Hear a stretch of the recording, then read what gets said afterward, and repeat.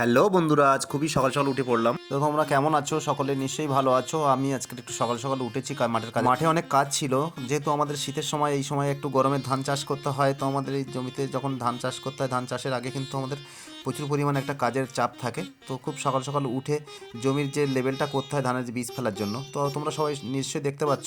জমিটা level complete করার পরে কিন্তু আমি বাড়িতে চলে আসলাম। বাড়িতে এসে এই ধানের বীজগুলোকে ছাড়িয়ে রাখতে হয়, কারণ যেহেতু জমাট বেঁধে যায় ধানের বীজগুলোকে।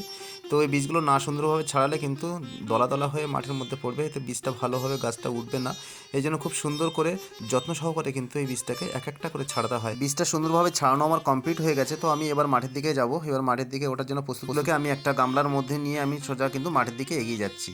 তো সবাই তোমরা দেখতে পাচ্ছ অবশ্যই বন্ধুরা, আমি মাঠের দিকে যাওয়ার পরে আস্তে আস্তে কিন্তু আমি যেখানটা পরিষ্কার করেছিলাম সেই জায়গাটা যাব। তো যেখানটা আমি পরিষ্কার করেছিলাম সুন্দরভাবে, এখানে খুব সুন্দরভাবে পরিচর্যা করতে হয়। এখানে আস্তে আস্তে আমি বীজগুলোকে কিন্তু সুন্দরভাবে এক একটা করে ছড়িয়ে দিচ্ছিলাম মাঠে। যেহেতু এখানে কাদা আছে, জলের ভাগটা বেশি আছে, সুন্দরভাবে আমি আস্তে আস্তে ওখানে এক একটা করে বীজটাকে ফেলতে হয়, নাহলে এই বীজটা কিন্তু নষ্ট হয়ে যাওয়ার সম্ভাবনা খুবই থাকে। তো বন্ধুরা, আমি বীজটা কমপ্লিট করে ফেলেছি। আর এই বীজটা চারা বেরোতেও কিন্তু সময় লাগে মিনিমাম 10 দিন টোটাল কমপ্লিট হতে। এই 10 দিন খুব সুন্দরভাবে পরিচর্যা করতে হয় বন্ধুরা। তোমরা দেখতে পাচ্ছ অবশ্যই খুব সুন্দর সুন্দর চারা গাছ বের হয়েছে। তো ভিডিওটি কেমন লাগলো লাইক এবং কমেন্টের মাধ্যমে জানাবে, আর ভালো লাগলে ভিডিওটি শেয়ার করবে।